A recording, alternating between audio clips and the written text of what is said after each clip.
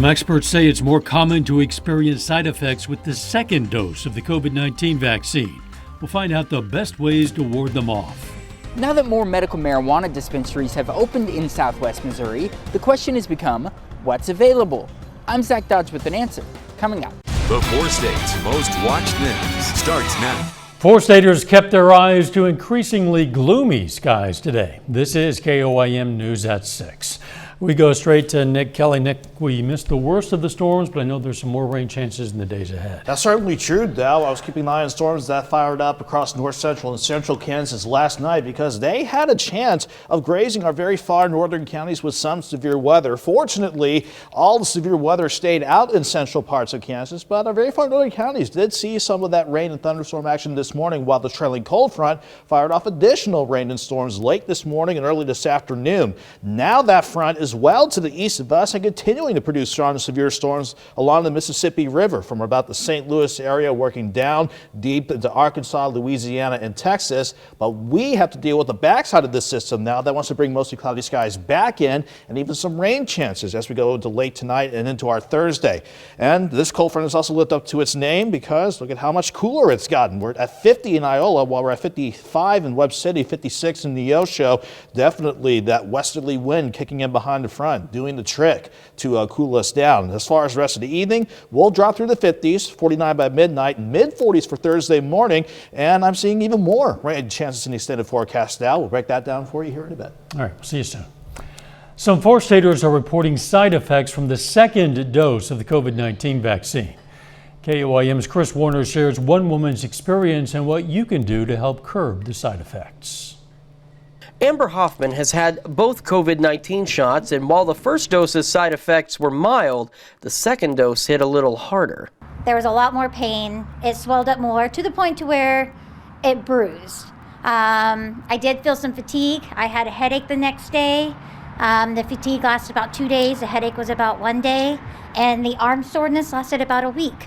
She says with the first dose, she did try some Tylenol, but didn't take anything with the second dose. Dr. Edna Esquera is an infectious disease specialist at Mercy Hospital in Joplin. She says there are some things you can do if you experience side effects. You just get Tylenol, or sometimes the nonsteroidals, the Motrin, ibuprofen, and they are expected to go away within 24 hours or so. You make sure you are hydrated, and you might need to cut back on your regular daily activities. We also asked Dr. Esquera if there's anything you can do ahead of your second dose to prevent possible side effects. The short of the long is not really, but you can probably make sure you're well rested and prepare yourself psychologically. Again, you may want to cut back on scheduled activities just in case you get some side effects. For those worried about long-term side effects, Nothing else has happened at all. As a matter of fact, even after the vaccine, when I had a headache and fatigue, I was still able to work.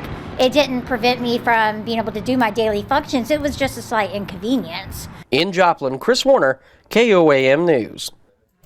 Dr. Esquera wants to remind folks who are vaccinated to continue to wear a mask if you're with people who are not fully vaccinated. Some area health providers say they're seeing an increased demand for the more convenient one-dose Johnson & Johnson vaccine. They also told us last week it's hard to come by, but today we're learning that the Community Health Center of Southeast Kansas is offering the one-dose Johnson & Johnson vaccine at all of its locations. The vaccine is recommended for use on people age 18 and older. You can schedule an appointment with CHCSEK through their website, that's chcsek.org. Mercy Hospital is accepting vaccine appointments from all Missouri adults. That's a day before the state of Missouri opens vaccine registration to all Missouri adults. Friday, Missouri is expanding eligibility for the vaccines. Tomorrow, you can begin registering for an appointment through Mercy. You can find a link to make an appointment on our website. If you have any questions for experts about the vaccine, you can ask those on our website too. There you'll find a form to fill out some basic information and pose a question. While you're there, you can also find a list of upcoming vaccine clinics. You can find the form and the list at koamnewsnow.com/vaccine. Oklahoma is about to see a spike in COVID-19 cases. That's according to the state epidemiologist, but it's not due to an increased spread of the virus, just human error. The state epidemiologist says a laboratory's recent positive test reports weren't previously counted. The lab, which has not been identified, had thought it was properly reporting the cases, but they weren't recorded in the system the state health department uses to track cases. Some good news coming out of our local universities tonight. Both Missouri Southern and Pitt State report 0 new COVID-19 cases.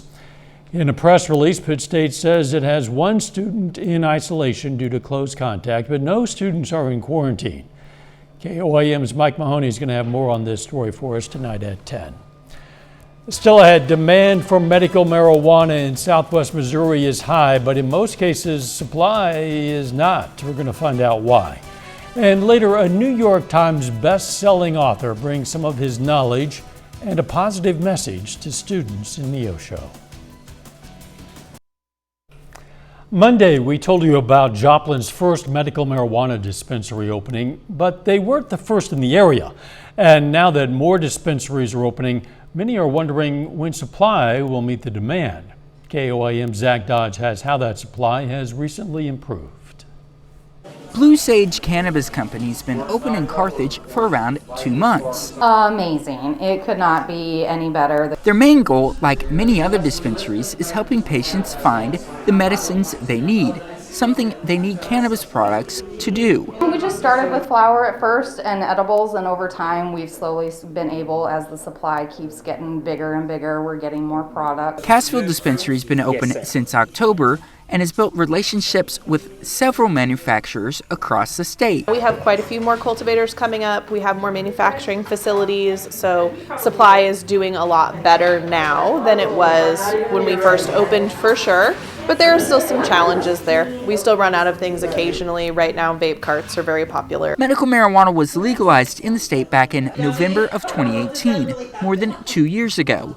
But many products like edibles, concentrates, and vape cartridges only recently started hitting the market. Flower has also been hard to come by for some, with dispensaries like Missouri Made Marijuana opening with only a handful of strains. Flora Farms, a company with a dispensary in Neosho and a cultivation facility, says their cultivation operation's been up and going for around 3 months. So products are being sold to dispensaries right now across the state. We are all trying to be patient, waiting for a lot of those issues to resolve, and they're getting better. So it's just a matter of a little more patience, and we'll see it improve. Being able to provide different kinds of medicine and different ways to take that medicine is life-changing. I could not be more excited. Zach Dodge, KOAM News. Officials at dispensaries we talked to also say as supply continues to increase, the prices will start to decline. The Joplin School Foundation today announced the recipients of the 2021 Excellence in Education grants. The grants, nearly $8,000 total, will help area teachers fund projects that, quote, improve or enhance the education experience of Joplin School District students. South Middle School teacher Abby Durr is one of the recipients. She tells us she plans to use the money to buy special tubes to teach students about power sources. Gives her a more hands-on and engaging way to teach her students. So when I was a kid, I didn't like science because it was all read the book and answer the questions. So I want my kids to love science. So we do lots of activities and labs, hands-on things that help them learn it and help them remember it. Is it bad? Foundation awarded a number of $2,000 grants and a couple of mini grants. Jason Reynolds is a New York Times best-selling author. His books, When I Was the Greatest, As Brave as You, and Miles Morales' Spider-Man are pretty popular with young adults, which of course includes the young adults at the Neosho High School Jefferson Street campus. Spoke to the kids today in a 45-minute virtual event. The students also received paperback copies of Reynolds' book, Look Both Ways, A Tale Told in 10 Blocks. It struck a chord with at least one student. I'm just going to read the first page and just toss it out. But after getting hooked on it, I was like, I can relate to this book and author and about everything he says. So I just kept on reading all his books, and I just enjoy it. They really uplift me. They encourage me to just keep doing me. And happens a lot with books, the good ones anyway. 8 schools across the country were selected as part of this virtual tour. Nick Kelly is up next with his complete forecast, and later 3 Webb City student athletes sign on to play at the next level. Now,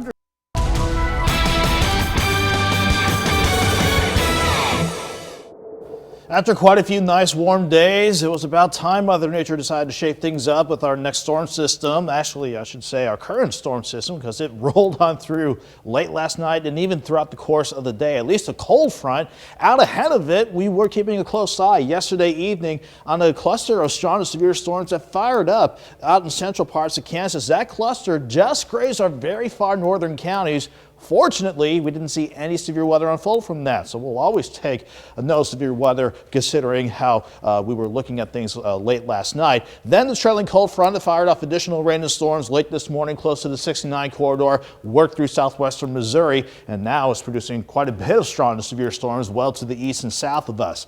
As far as rain goes, not much to show with the system yet from the cluster of storms that grazed us to the north, and storms in southwestern Missouri maybe on average 3/10 of an inch. But if you didn't get any rain, or if you wanted rain but didn't get it, we've got more on the way, because even though the cold front has pushed a better thunderstorm chances across the eastern parts of Missouri along the mighty Mississippi and continuing to produce quite a bit of rain and storms in parts of the deep south, we're dealing with the backside of this storm system. If I can pan us back over, you could see some developing showers across central parts of Kansas. The backside of the system has enough moisture to keep us mostly cloudy and to bring some rain chances back in for tonight. Along with that, more chances for rain with other systems on the way. And the cold front certainly has lived up to its name. After we saw warm highs in the mid-70s yesterday, we were holding in the upper 60s to near 70 for much of the morning, and look at how much cooler it got once we got the cold front to work past Joplin Regional. We dropped to 53 around 1 o'clock, and we're sitting at 55 now with that west wind at 14 and gusts near 30. That front certainly made everybody quite a bit cooler, from 50 in Iowa and Yates Center to 58 in Anderson. Everyone else right in between the two numbers. So we're going to hold mainly in the 50s for much of the evening, 49 by midnight into the mid 40s as we hold firm with the cloud cover in place, and as we start to see some more scattered showers work out of parts of Nebraska and central parts of Kansas. Again, all due to the backside of this storm system passing through, but I'm watching yet another front that wants to start heading our way by Friday. We'll see that head our way once we get the next upper low near Vancouver out of southwestern Canada, and of course once we get the system on top of us now out of here. Until the system leaves, we'll hold on to cloudy skies, scattered showers, especially late tonight going into your Thursday morning, mainly focusing on our northern counties, and that should be the case during the morning hours. And for now, I want to push the rain chances out here by the time we head into the afternoon. In terms of the afternoon, we will see improving skies, turning partly sunny, if not mostly sunny, and temperatures responding nicely to that. 46 in the morning, 57 by noon, afternoon highs around 68. I want to take you to Friday because as this storm system moves on, we'll be quiet to start the day with highs in the upper 70s, but this low with the front coming along with it could bring some strong thunderstorms around here and another good shot for severe weather for parts of the deep south. And that's just one of a few more storm systems I'm watching as we go through the next several days. A couple showers possible Saturday, a dry and nice Sunday before we get active again with more better rain chances again early next week. As far as temperatures go now, kind of up and down, but 68 tomorrow, 77 Friday, 57 for a chilly Saturday, but Sunday's your pick day with highs near 73. Yeah, I'm keeping my eye on that Sunday. Hope it stays that way. Hopefully too, fingers crossed. Thanks, Nick. Coming up in sports, the Bill O'Dell baseball tournament continues tonight in Carthage, plus a trio of Webb City student athletes signed to continue their careers at the college level. Jacob Leonard has details next.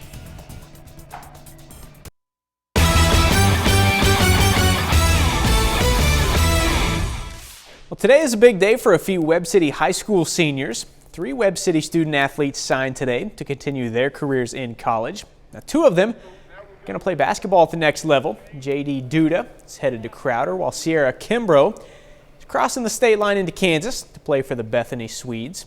Shane Knoll joining one of the best JUCO baseball programs in the country, signing today play for Travis Lolleman and the Crowder Rough Riders. Feels great, a lot of weight lifted off the shoulders, I can relax and get out there and play. It feels like a big stepping stone. I'm not done with basketball, but I'm done with this part in high school, and I get to go play collegiately and get out of my comfort zone a little bit. I've known the Crowder coach because of Coach Robbins, that's his sister, so I've known her since my freshman year. And so getting to know her for 4 years made it a lot easier to be I know who I can trust her. The 46th annual Bill O'Dell Baseball Tournament continues tonight in Carthage. And we got 2 games this evening. And the first one is Mount Vernon and Seneca. They're on the field right now. And the Osho and Carthage will square off at 7. We'll have highlights from that one tonight at 10. The Kansas City Royals are off to a solid start this season. The Royals have won 3 of their first 4, including Game 1 of a quick 2-game set against Cleveland last night. The Kansas City looking to take Game 2 today before they head to Chicago tomorrow. Scoreless in the 4th until Salvador Perez comes up with a solo homer. The Royals have their first lead of the day. Shane Bieber settled down for Cleveland after that. Bieber throws 6 in the 3rd, allows just 2 runs with 12 strikeouts. Cleveland goes in front here. Jose Ramirez, 2-run shot, makes it 2-1. Royals fall in this one today, 4-2. As for the St. Louis Cardinals, they go for the 3-game sweep over the Marlins this evening. Right now, it's 7-0 in the bottom of the 9th. Dylan Carlson has 4 RBIs on the day for the Cardinals. That's a look at sports. We're back with more news after this. Take time now to honor a local veteran, Ralph Schell. The Jasper, Missouri native served in the U.S. Air Force.